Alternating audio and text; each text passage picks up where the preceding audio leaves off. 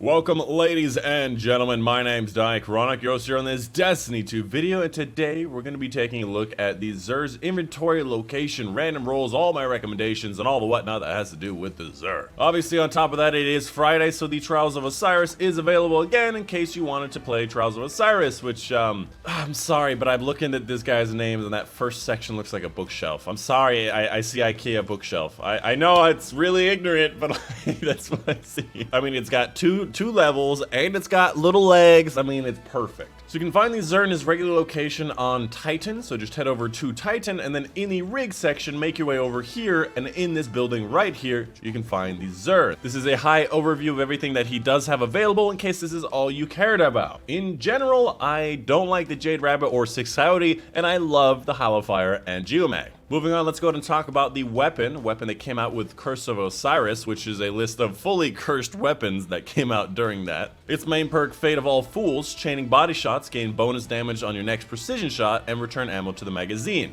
Now, the reason why I don't really like this weapon is firstly, it's a 150 scout rifle, and I really don't like 150 scout rifles. Secondly, its main exotic perk it's literally a perk that legendary weapons can have. It never affects your number of shots you need to kill an enemy in PvP ever. It just feels kind of like a simple weapon. It doesn't feel like it's really that powerful. It is one of the best 150s for PvP for sure, but it just doesn't feel special. It doesn't feel exotic. And in PvE, obviously it sucks because scout rifles are not meta. It does have a catalyst, which I believe you get from the Crucible and finish in the Crucible, which I actually have completed because it's going for Randy's Thorn Knife. I just said, hey, might as well just complete it. And it also does have a bunch of ornaments. Probably the best part about it are these ornaments. They're pretty good. Moving on to the Hunter ornament, we have the 6 Coyote. Its main perk says you get a second dodge charge. In my opinion, this is really not that valuable. There are obviously a few scenarios that this may be useful, but most of the scenarios that I would want a second dodge charge is when I have an exotic where a dodge gives me something really good, like Wormhusk Crown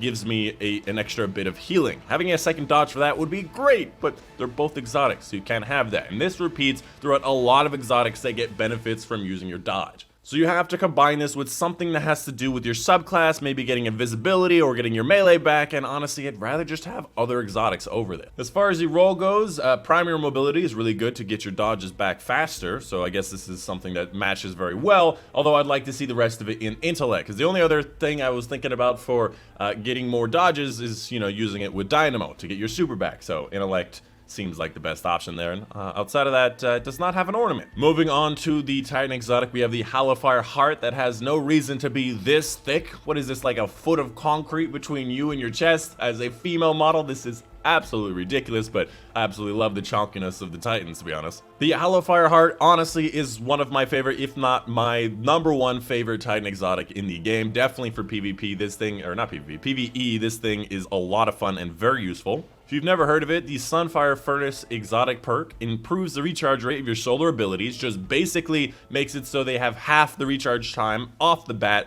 just normally, and greatly improves the recharge rate while your super is charged, which increases that up to 4 times as fast. And if you haven't seen it already, I have a very special build that involves the Hallowfire heart, as well as a whole bunch of other things that allows you to get your grenades back in around 6 seconds, which is a really fun time, allowing you to have a very, very powerful neutral game, throwing grenades like crazy, using your melee, your hammer strike melee really, really frequently, allowing you to get lots of extra damage on enemies. It's a whole lot of fun. Check that build out. I released that thing a few weeks ago. I'll leave it linked in the description down below. As far as the roll goes, primary and intellect makes sense for this exotic. Secondary and recovery is always nice to have, so I would say definitely a very good roll. I would like to see a little bit more discipline and strength in this, because again, it is based on discipline and strength. But as far as the roll goes, this is an excellent roll for an excellent exotic that does have an ornament. I'm not a big fan of the ornament because I like the movement of the fire, but if you want to go with this style, you have that option. And finally, for the Warlocks, we have the GEOMAG stabilizers, which actually does have a butt in this one. I've made the mention before that the